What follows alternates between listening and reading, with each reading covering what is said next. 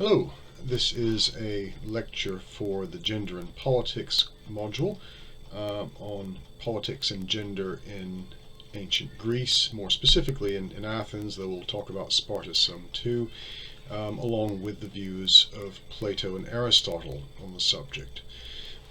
So, of course, the gender and politics class will have the notes, and others won't, but anyone who wishes is welcome to watch this.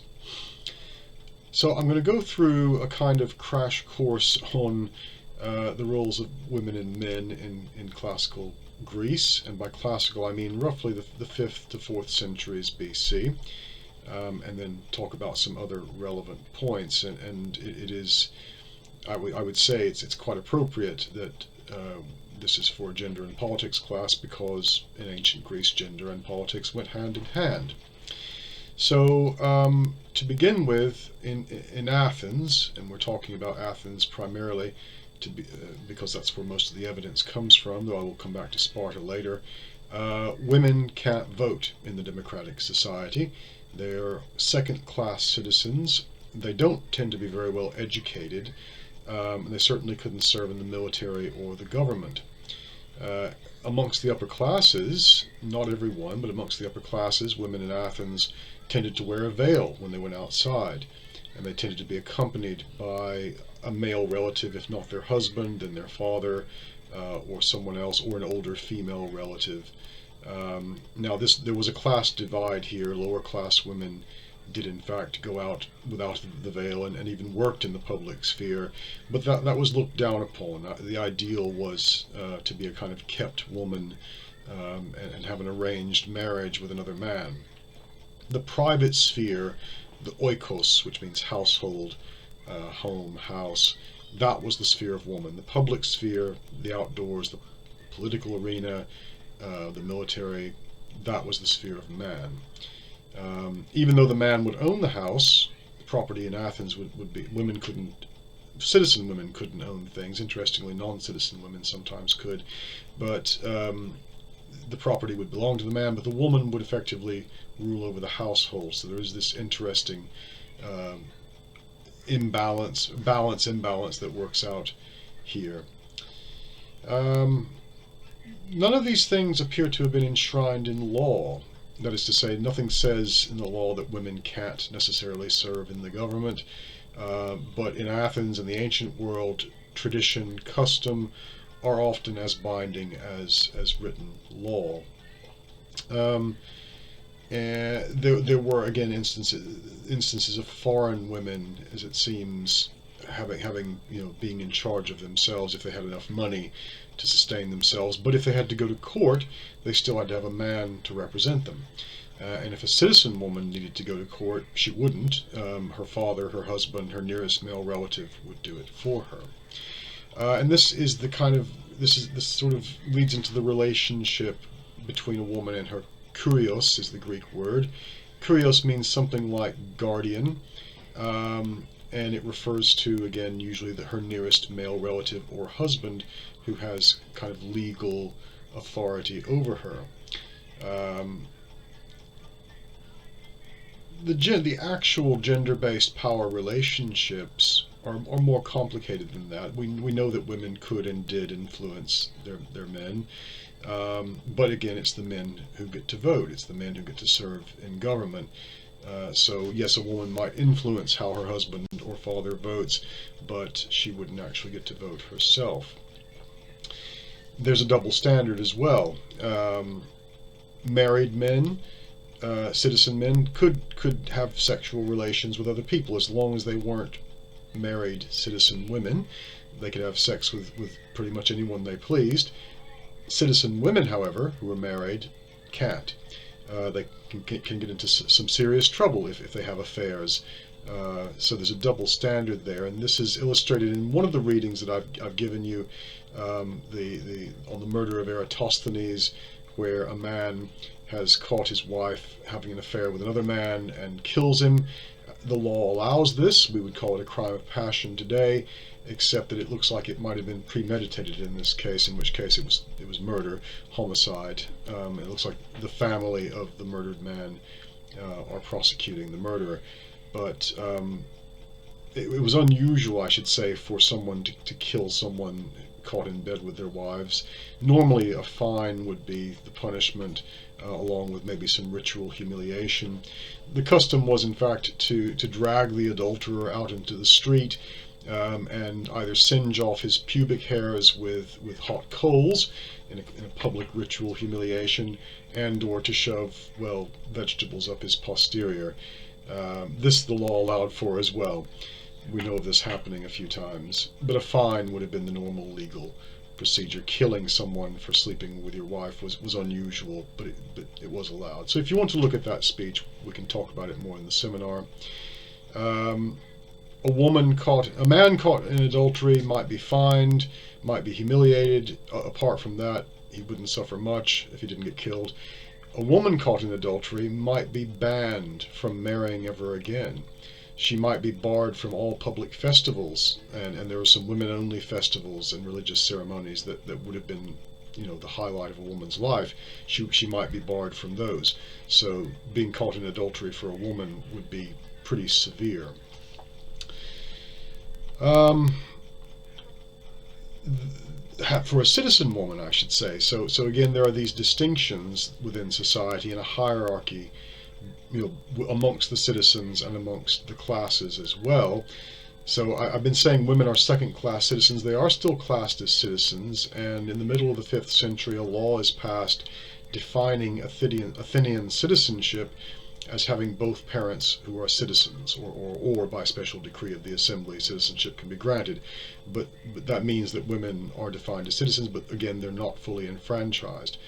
Now, there's a whole range of other people in ancient city-states like Athens who are not citizens but still part of the community. So we refer to these as resident aliens, so people who are not from the city itself but somewhere else, but live there and work there. And then there are slaves as well. And amongst these would be found the prostitutes. Prostitution was legal in ancient Greece, in Athens in particular. It was even subsidized at one point by the state because it was considered to be a necessary, if you like, release for the citizen body. And there are different ranks and categories of prostitutes. So there would be the basic street walker, if you like. And these applied to men and women as well. There were more female prostitutes than male ones, but there were male ones too. The law actually afforded protection to them. They were not allowed to be abused.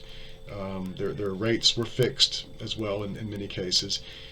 So at the lower end, you've got the streetwalkers. They would normally have a madam or pimp or someone like that. The Greek word is pornoboskos. The word for prostitute is porne. It gives us pornography, in fact. And they would have been at the lower end of the scale. Often their pimps or their madams would have been former prostitutes who had earned enough money to perhaps buy their freedom. Many prostitutes were slaves. And those are the ones that people would go out and solicit in the street. We see evidence of some like having on their sandals imprints that say "follow me." So you'd see in the sand this imprint, there's a prostitute. Follow those footprints if you want one. There's another level up though, and this is an interesting, I think, revelation on attitudes towards gender. Apart from the pornai, the common prostitutes, there are the Heteirai. That word means companion. These are professional courtesans, and they're very different from the ordinary streetwalkers. They are almost invariably foreign, and they, unlike most Athenian women, they are well educated. They have a high degree of education, and are sought after by powerful men. So we know of a number of these by name. One of them was named Aspasia. She was the mistress of Pericles. Pericles, who was effectively the president of Athens during the middle of the 5th century, the most powerful politician in the land. Aspasia was initially a concubine, a Heteirai. She seems to have had such an impression on him that he decided to marry her, and actually gets the assembly to declare their children citizens. So, and she, we're told, not only influenced him, but actually wrote his political speeches for him and guided his policies. So this is unusual for a woman, but a Heteirai could be in quite a position of power. There are others that we know of as well. There was one named Phryne from Thebes who did her trade in Athens, and she was again one of the most fabulously wealthy women of her age. She's from the 4th century. Alexander the Great destroyed Thebes and tore down its walls. We're told that Phryne had the walls rebuilt at her own expense, paid for the walls of the city to be rebuilt, and insisted that inscriptions be placed over them saying, destroyed by Alexander the Great, rebuilt by Phryne the whore. And these are not the only ones that we know of. Some of them are incredibly fabulously wealthy. We know that Aspasia, for example, attended symposia with Socrates and the like. So you might compare, I suppose, a Heteirai to something like a modern-day Japanese geisha, if you're familiar with the concept. But it is an interesting feature of their society that, although citizen women are in such a lowly place, non-citizen women who can become Heteirai companions, courtesans, can occupy a very high status in society and often become extremely wealthy and influence that society as well. There's an anecdote about Phryne. She was supposedly the model for one of the famous statues of the goddess Aphrodite because she was legendarily so famous. She was involved in a murder trial, and her advocate, Hyperides, this is in the notes, but I'll just mention it. Her advocate, Hyperides, realized that he seemed to be losing the case, and he brought Phryne before the court and stripped her naked and said, "How can you find the very person of the goddess Aphrodite guilty?" And it had such an effect on the jury that they found her innocent. There are a number of famous companions like this who become extremely rich. One is described as being surrounded by slaves, and others, spending huge sums of money. Like I say, there were male prostitutes as well, but as with female prostitutes, it wasn't allowed for citizens. Citizens could not become prostitutes. And the other big court case, the forensic speech that I put in the notes, which I know you may not be able to finish all of, but it's a very interesting one, and I will go over certain passages of it because it's highly revealing about attitudes towards same-sex relations, is Timarchus, who gets accused, is a citizen who gets accused of prostituting himself, selling sex for money. And if a citizen does this, if a male citizen does this, he can be barred from public speaking and holding public office. So a limit upon his franchise is placed if he prostitutes himself. And no, any woman who was a prostitute as well, who's a citizen, would probably lose her citizenship. That's in Athens. Interesting aside, there appear to have been no prostitutes in Sparta. So how did the ancient Greeks construct gender, the masculine and the feminine? And I'm talking about construction in the sense of a social construct. How does the society process these things?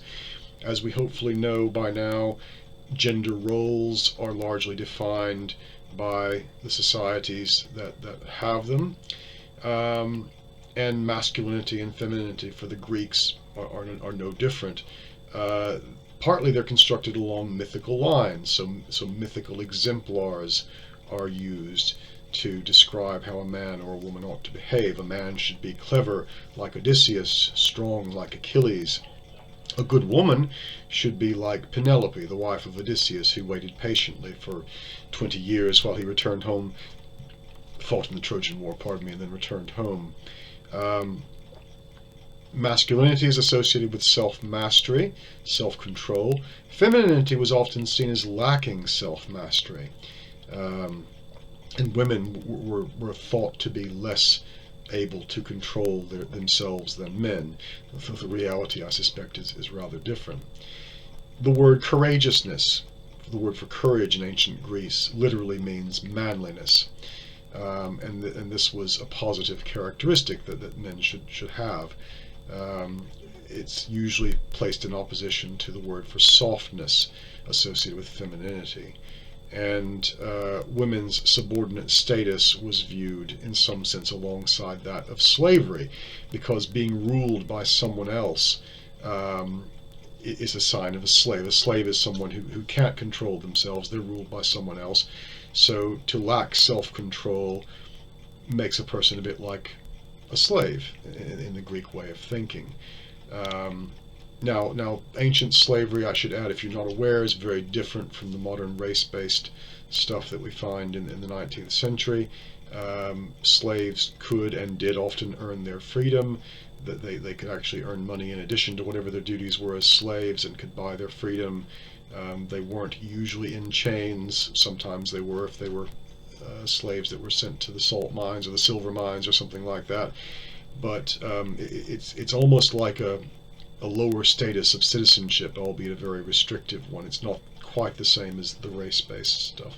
But anyway, conceptually, like I'm saying, because of that lack of being in control of themselves, a slave was considered, or a woman was considered closer conceptually to slaves. And so a man who behaves like a woman, who shows a lack of self-control, again in the popular sort of gender construct, would be associated with slavery. So effeminacy, being effeminate, it means something slightly different for the Greeks. It means lacking self-control, particularly over pleasures. And I put quite a bit in the notes about this. These are negative traits,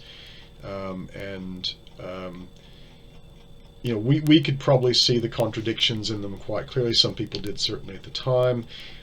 Why do these exist? Well, it partly comes down to the political situation, right? We need to think about these notions of gender in regard to freedom and slavery, and specifically in regard to interstate or intercity-state relations. So the Greeks, this appears to have resulted in no small part from the necessities of the political circumstances. As Dover writes, the continued existence of a Greek city-state depended ultimately on the military qualities of its adult male citizens. A military defeat, and the Greeks were a contentious people. They were fighting all the time with each other. A military defeat could and often did result in the physical destruction of the fabric of the city itself, sometimes in consequence the mass slaughter of the whole adult male population, and the enslavement of the women and children. So part of the reason for these constructs of gender have to do with being able to defend the state and producing offspring as well, having another generation. So, skills, a man's courage might be especially judged according to his state of physical prowess and his readiness for combat, his skill with weapons, his ability for wise counsel in times of war, because these helped the state continue to survive. Citizen soldiers were meant to be prepared to sacrifice their own lives if necessary, but also to be proof against heat, cold, hunger, thirst, etc. And so men would be encouraged to behave like these epic heroes from myth and legend, and women as well. They're partly there to pass on property through inheritance, but also to produce offspring. They were to be protected. They produce the offspring, which is essential to the state's survival, and constructions of gender then sort of flow along these lines. I'm not justifying it, I'm not saying it was right, but I am saying that in many ways these constructions of gender follow from the necessities of the society in which they lived. But there were lots of interesting exceptions. I've mentioned some of the women in Athens, at least, who were significant. There are others too. We know that the high priestesses of Apollo, the Pythia, the one who inhaled the sacred vapors at Delphi and spoke the words of Apollo, these were often very powerful women too. Diotima was one of these. She was the teacher of Socrates. Another one was meant to have been the teacher of Pythagoras. So there are odd exceptions to this rule, and sort of seeming contradictions. Also, the kind of obsession the Greek men had with Amazons, women warriors, in a society where there are no women warriors, apart from perhaps the Spartan ones, although we'll talk about those in a moment. There's another interesting phenomenon that occurs in ancient Greek society regarding gender and the male sex in particular. Uh, we often, as in a kind of stereotype, think about the ancient Greeks as all being engaged in homosexual relations. Well, I wouldn't use that word because, again, that's a modern concept, and they didn't possess it. Male same-sex relations are probably the most accurate term. There's one type which unfortunately modern scholars have tried to use to understand all of ancient same-sex relations, and this is an error, but it relates particularly to politics, and this is the practice of paiderasty, which involves an adult male citizen having erotic relationships with a younger male citizen. How old is the older male? Well, he might be late 20s or older. How young is the younger male? Probably not much younger than about 16, actually. So it's probably not pedophilia. There were actually laws against that, although how strictly enforced and how defined might vary. But in the paiderastic relationship, and this was almost exclusively amongst the upper classes. It wasn't a common practice by any stretch of the imagination. But it wasn't just about sex. It was about the older man taking the younger man who was of a higher social class under his wing, inducting him into society, showing him how to function, as a citizen in the political arena at that level. So it was partly about, obviously, we would say sexual exploitation, but it was also about in some sense an education, but also introducing those young men into society. So that's one interesting element of sexuality that comes about as a result of this hyper masculinist culture that we find in Athens, and not just in Athens. But again, it's wrong to try and put define all male same-sex relations in terms of paiderasty. It's just not what everyone did. Most of them would have been very similar to modern ones if they lacked the terminology. Female same-sex relations, there's no equivalent to paiderasty that I know of, although the case of Sappho might be sort of one. Sappho, the poetess, said to have been the first lesbian. That's not true. But she's from the island of Lesbos, and that's where the name comes from. She ran a finishing school for young women, and appears to have at least written poetry about her erotic interest in them. So there may well have been a kind of female equivalent to paiderasty, but we don't. And again, this is upper classes. We're talking about people. In the case of women, it would be upper class women who would be married off to other upper class men in society, and with these arranged marriages, whether in democratic Athens or aristocratic Lesbos, these are all it's about politics, and it's about money, and it's about power and influence. So ancient Greece has a lot in common with sort of India in both the modern and the early modern period with arranged marriages, and not just there. Our own history in the Middle Ages and beyond, it wasn't unusual for upper class families to arrange marriages. So again, a male citizen would be expected to marry and produce offspring. That was their duty to the state, but they would also be allowed to have sexual relations with other men, other women, prostitutes. As long as they weren't married citizen women, then it was fine. But women, of course, citizen women or otherwise, citizen women are expected to remain faithful to their husbands. I've been talking a lot about Athens. I want to talk a little bit about Sparta, because they're different. They are the most different of any ancient city-state, and again, gender and politics are closely connected there. Again, men rule the roost in Sparta. They make up the government, they make up the military, mostly, but there are some interesting exceptions, and there women are not so second class. Sparta isn't a democracy. They do have an assembly, and we think women were allowed to attend, but the assembly had no real power. They were ruled by an oligarchic council headed by two kings. Sparta had two kings, oddly enough. But the kings sat on the oligarchic council, and the council, called the Gerousia, which means something like Council of Elders, although we might call it a Senate, held most of the actual power. Spartan women are trained and educated just like the Spartan men, at state expense as well. Sparta is the only place that had education at state expense. Everywhere else it was private. There are some changes in the 4th century when military education becomes at state expense in Thebes and Sparta, but again, just for men. Thebes and Macedon. In Sparta, education is at state expense, and women are educated alongside men in the use of weapons as well, and riding horses and things like this. And some of them even get involved in politics. So in Sparta, and Sparta is, I think, the only place where we hear of anything remotely like this, apart from Alexander the Great's mother, Olympias, in the next century. But in the 5th century, we have Queen Gorgo, the wife of Leonidas famously, who died at the Battle of the 300 Spartans against the Persians. When her husband dies, Gorgo becomes a reigning monarch. And engages in council, advises, and gives orders, and does things that a king normally does. This is very unusual, and it illustrates that difference in Sparta. Why were the Spartans so different? Hard to say for certain, but we know that early on they subjugated their neighbors and turned them into slaves. And all ancient Greek city-states had slaves. Slavery was the basis of the economy.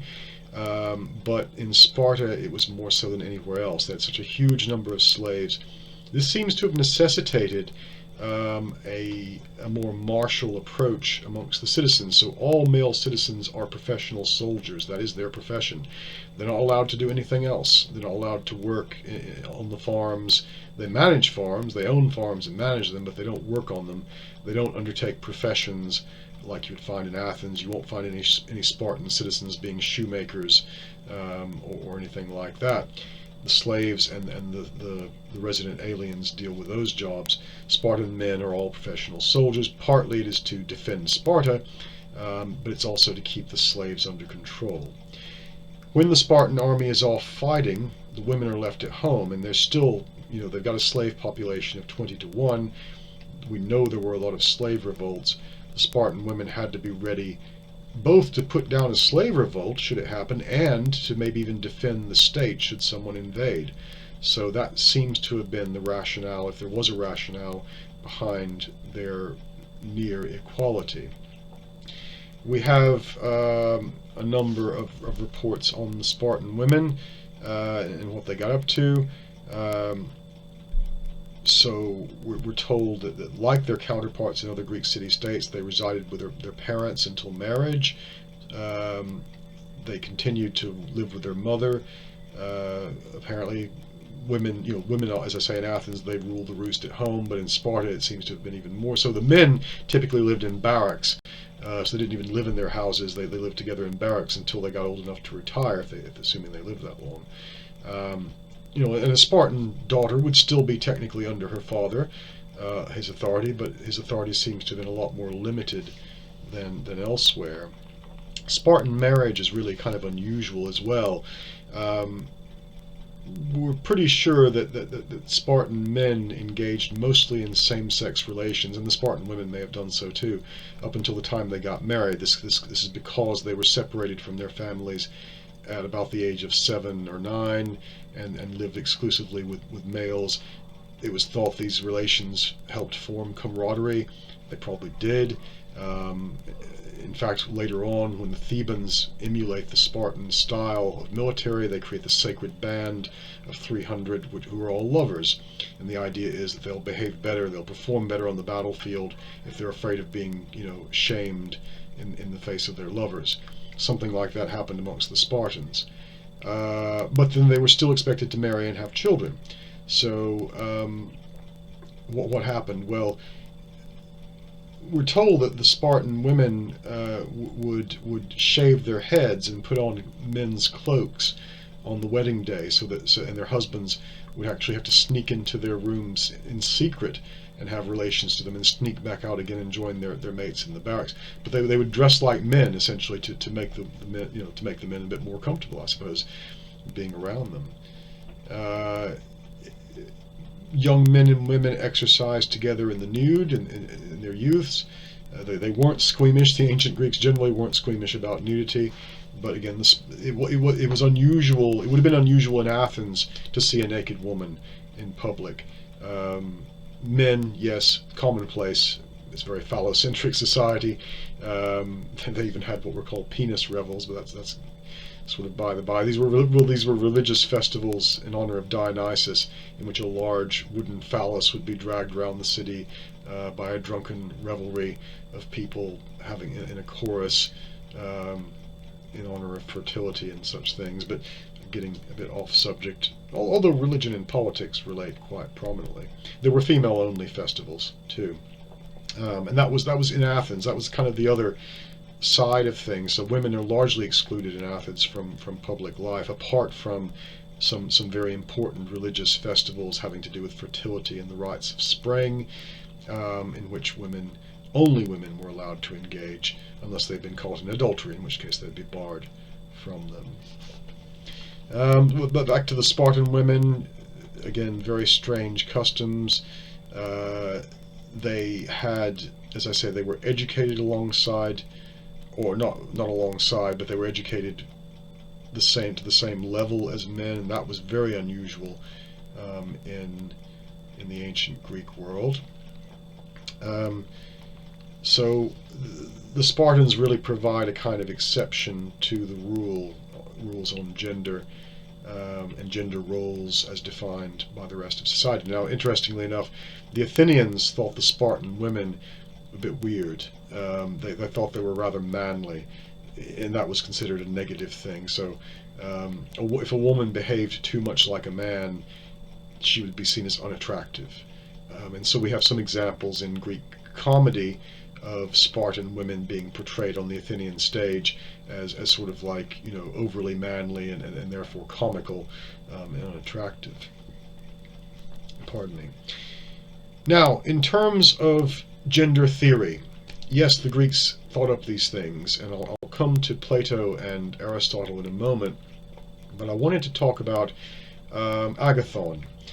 So we have the philosophers, but we also have Aristophanes, the playwright, and he's a character actually in Plato's Symposium. I'll give you an excerpt from that where Aristophanes talks about split aparts, why some people fancy certain other people, which I'll let you see for your own amusement if you like.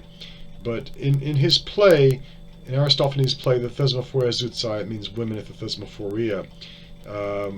Briefly, the background to the play is at the women-only festival, the women decide they want to kill, and this is in Athens, they want to kill Euripides, another playwright who's been portraying them badly in his works, like Medea and others, where women are portrayed badly.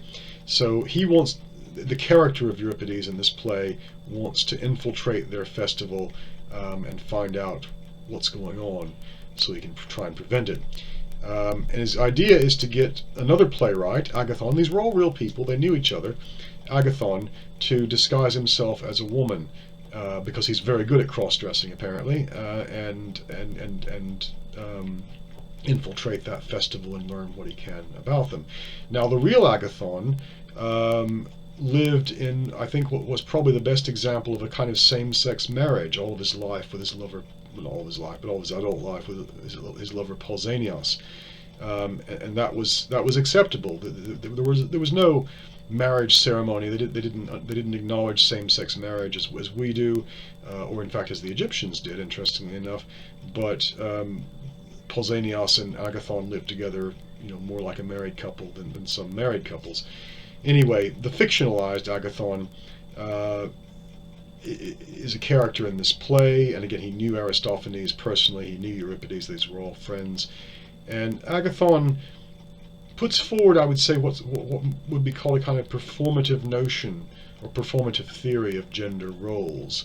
And he explains, this is a quote from Aristophanes' play, "I coordinate my clothing with my thoughts. To be a poet, a man must adopt the nature of his characters. If, let us say, he is writing plays about women, then he must take on all of their characteristics into his own persona. So he seems to be saying that by dressing and acting like a woman, through mimesis, the Greek word for imitation, he can come to a deeper understanding of what it's like to be female or feminine at any rate.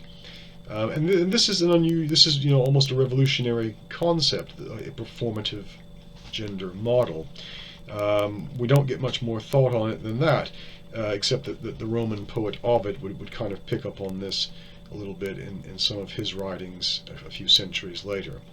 So that's one perspective on gender, which, taken to a kind of logical conclusion, would seem to imply that, it would seem to point out the constructedness of gender roles, which again, nobody seems to have picked up on, or if they did, they didn't talk about it much. It probably would have been deeply unpopular, I imagine. Speaking of which, we have the views of the philosopher Plato, whose views are rather out of step with a lot of others of his day. So Plato's alive towards the end of the 5th century to the middle of the 4th. Student of Socrates. I've put in the notes quite a bit of detail about him and his background. He comes from a deeply political family. Virtually all of his brothers, most of his uncles were involved in politics, in the government, and in various governments. He chose not to go into politics, but to write about politics in his philosophical works. And one of these is the Republic, which puts forth a model of an ideal state. As it turns out, it's really a definition of justice. How is justice defined? It's a particular alignment of the psyche, whereby reason rules over the appetites. But he's reasoning by analogy, pointing out how the psyche of a person is a bit like a state, with people who rule, people who work, those sorts of things. And so the analogy is then extended to a detailed description of the population. Several different models are actually put forth in the Republic. One of them is called the Callipolis, the all-good city. And it's very utopian. We would say it's the inspiration for Thomas More's book Utopia. And in the book, the fictionalized Socrates character says, it can be found nowhere on earth. Perhaps there's a pattern laid up for it in heaven. He's not proposing that it come to pass in reality. And there's another one in the Laws, which I'll come back to in a minute. But in the Republic, Plato puts forth a revolutionary notion, and that is that women, right, should be allowed to be in the government, that they should be allowed to be in the military, apart from maybe the time when they're having children. They should take time off to have children, but apart from that, no reason why they can't be. His argument is essentially that their souls are more or less equal to those of men, and that they can also be trained in moderation and self-control just like men can. He seems to acknowledge the popular perspective that women lack some self-control more so than men.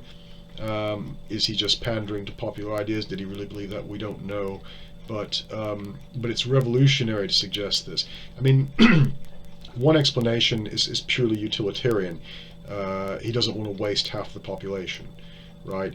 If you educate everyone and make them able to participate in society, then you're taking full advantage of your entire population, not wasting resources. And that's one argument in favor of it.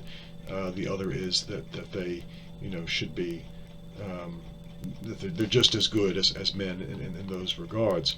The other society that's kind of utopian he comes up with is in the Laws. The city's called Magnesia. It's second best because the Republic was ruled by philosopher kings and queens and didn't need written laws. The city of Magnesia is second best because it has a written constitution. But even there, again, women are allowed to vote. They're allowed to serve in the government. And be in the military for the same basic reasons, because it's pointless. Why waste half your population when they're perfectly capable? Now, in the fictionalized dialogues that present these things, the character of Socrates says to his interlocutors, these are the people he's talking to, he says, be careful where you discuss these things, because these views wouldn't be well accepted in a lot of city-states today. And he's right, they wouldn't have been. And Athens would have been one of those, because to suggest, we'll see the poet Aristophanes in two plays suggests that women might take over the state. One of them is Lysistrata, where the women go on sex strike to stop the war with Sparta. The other is assembly women, where they take over the assembly. They vote them, they disguise themselves as men, go into the assembly, and vote themselves into power. We could have read all these things. There are limits. If you want to read Assembly Women by Aristophanes, it's a good read, and it's well worth looking at. I'm almost tempted to assign it, but again, there are limits to what you can do. I might put list some readings from that you can look at, some chapters, some verses, and show you where to find them. And then the women take over society. But this is comedy. It's an inversion of the norm. It's not as if Aristophanes was suggesting that should happen. He was using it for comedic purposes. So Plato, very much ahead of his time by centuries even, and his views would never be really accepted until relatively modern times. John Stuart Mill, a 19th century philosopher, will pick up on the utilitarian argument. The other philosopher worth mentioning is Aristotle. He was Plato's student. He comes from the kingdom of Macedon, and unlike Plato, who seems to have an egalitarian view of men and women, Aristotle was quite misogynistic. And the long and the short of it is, he considers women to be inferior versions of men. So it's essentially they're malformed men. He thinks they're defective or misbegotten. Those are the words he uses. They lack self-control. They lack the spirited part of the soul, he writes, the part that allows them the execution to follow through with their beliefs. They're ruled by emotions rather than reasons. And this was a common ancient Greek stereotype, that women lack self-control for sex, for alcohol, for everything. This is why they shouldn't be allowed in government, because they're too emotionally flighty. So we've got some modern exemplars, I think, that demonstrate that men can be just as emotionally lacking in control in government. So that argument doesn't really hold water, but it's what is argued and accepted at the time. And I've put in the notes, a great deal more that Aristotle has to say about women, and some secondary scholarship that you can look at on that as well. Suffice it to say, as I say, Plato's views did not come to dominate Western philosophy on women. Aristotle's did. Aristotle becomes the official philosophy of the Roman Catholic Church when it comes to gender, roles, and is accepted, although some of his other views are rejected. But Plato actually influences theology quite a lot, early Christian theology in particular, but not his views on women. The Greeks have this myth about Pandora, and I'll conclude on this, I think, for now. It's a bit like the myth of Eve, or the story of Eve in the Christian Bible, which had been used for centuries to justify keeping women at a lower subordinate level. In the myth of Pandora, she's created to punish humankind because they've not been honoring the gods, and she's made this beautiful, very talented young woman sent down to earth by Zeus, with a jar containing all the evils of the world. So it's kind of like a Garden of Eden on earth. There's no sickness, there's no strife, and when Pandora comes, she's told, never open your jar, but her natural female curiosity gets the better of her lack of self-control, and she opens the jar and releases all these evils into the world, leaving only hope as the last sort of consolation. And that myth would have been used, much like the story of Eve, to justify keeping women in a subordinate position, apart from at Sparta, as I say. I realize this is an awful lot to absorb, and hopefully the notes will be more helpful. There are the list of secondary readings I've given you, along with the 2 forensic speeches. I think the forensic speeches will be the main topic, although for the seminar I will probably talk a bit about Aristophanes' plays, The Assemblywomen and Lysistrata. If anyone wants to read those, if you've got the time, highly recommended. They are about politics and gender, to be sure. There's so much that I could have chosen to talk to you about, but we've only got the one seminar, so I think the case against Timarchus is probably going to make up the bulk of what we discuss. But anyway, we'll talk more about these things in the seminar, and I thank you very much for your attention. Goodbye for now.